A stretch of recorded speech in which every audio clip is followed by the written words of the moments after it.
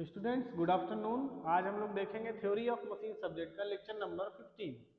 तो lecture number 15 से पहले हम लोगों ने लेक्चर नंबर 14 में इन्वर्जन ऑफ मैकेनिज्म के बारे में देखा था, जिसमें हम लोगों ने डबल क्रैंक मैकेनिज्म देखा, डबल रॉकर मैकेनिज्म देखा, रॉकर क्रैंक मैकेनिज्म देखा। मैकेनिज्म देखने की उसी सीरीज में इन्वर्जन ऑफ मैकेनिज्म में अगला एक मैकेनिज्म आता है जिसको हम लोग बीम इंजन बोलते हैं। बीम इंजन भी एक प्रकार की मैकेनिज्म है या मैकेनिज्म का इन्वर्जन कह सकते हैं। इसमें क्या होता है, इसमें ऐसा है कि अलग अलग टाइप के मोशन को कैसे कन्वर्ट करते हैं वो चीज दिखाया गया है। यानी कि रेसिप्रोकेटिंग मोशन को रोटेटरी मोशन में कैसे कन्वर्ट करते हैं या किसी रोटेटरी मोशन को रेसिप्रोकेटिंग मोशन में कैसे कन्वर्ट करते हैं। आइए हम लोग बीम इंजन को एक डायग्राम के माध्यम से समझते हैं। सबसे पहले डायग्राम के अलग अलग पार्ट्स को देखते हैं। ये जैसे मान लीजिए कि कोई एक पिस्टन सिलेंडर का अरेंजमेंट है। ये बाहरी बॉडी आपकी सिलेंडर कहलाती है, ये आपका पिस्टन है, ये आपका पिस्टन रॉड है, ठीक है। और ये रॉड से एक कनेक्ट रॉड है, अलग से दिखा है, उसको हम लोग लीवर कहते हैं, ठीक है। लीवर से एक कनेक्टिंग रॉड लगा हुआ है जो क्रैंक जोड़ता है, ठीक है, क्रैंक को जोड़ता है। ठीक, इतनी चीजें समझ में आ गई। अब हमारा अलग अलग रोटेटरी मोशन के बारे में देखते हैं। देखिए, जब कोई भी मोशन अप डाउन मोशन में हो या ऐसे मोशन हो, अप डाउन मोशन हो मतलब एक ही डायरेक्शन में एक ही लीनियर मोशन करे, ठीक है, अप डाउन करे, तो ऐसे मोशन को हम लोग रेसिप्रोकेटिंग मोशन कहते हैं, ठीक है।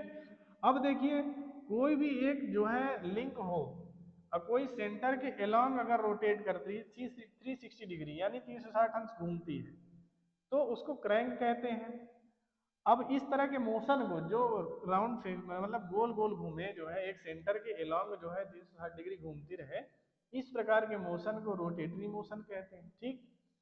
अब मान लीजिए कोई पॉइंट है, उसके अलोंग एक लीवर लगा होता है, ठीक है, उसमें एक लीवर लगा है, वो लीवर ऐसे ऐसे घूम रहा है, मतलब पूरा एक चक्कर नहीं घूम रहा है लेकिन ऊपर नीचे ऊपर नीचे। जैसे मान लिया आपने पहले पुराने समय के तराजू देखे होंगे, उठाइए तो ऊपर नीचे होता है ना, तो उसी प्रकार ऐसे मोशन को ओसिलेटिंग मोशन कहते हैं, ठीक है।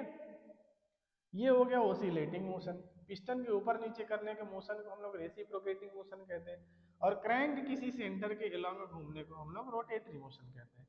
तो ये बीम इंजन का बेसिकली काम यही है, रेसिप्रोकेटिंग मोशन को रोटेटरी मोशन में कैसे कन्वर्ट करता है या रोटेटरी मोशन को रेसिप्रोकेटिंग मोशन में कैसे कन्वर्ट करता है।